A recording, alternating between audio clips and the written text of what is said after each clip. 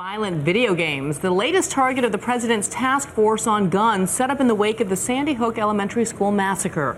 Leaders of the industry met with Vice President Biden yesterday, and gun supporters say that's where the real blame lies when it comes to mass shootings.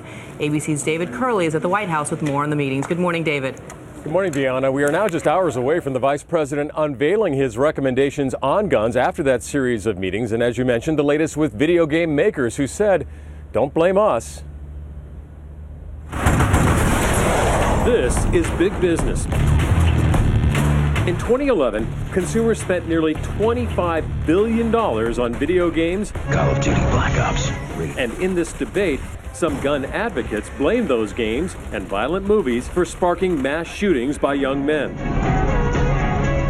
Let me begin by Meeting with executives of game makers, the vice president did not assign blame.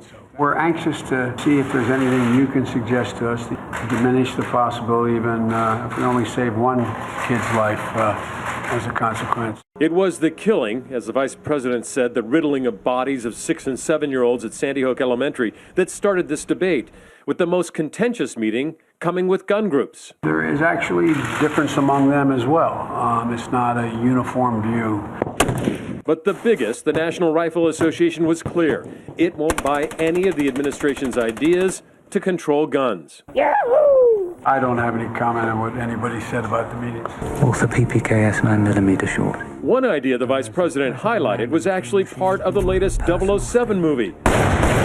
A gun that only recognizes its owner's hand. Coded to your palm print, so only you can fire it. If that were available on every weapon sold, may very well have curtailed what happened up in Connecticut. What is expected from the administration? A proposed ban on assault weapons, limiting ammunition clip size, universal background checks, and more mental health care.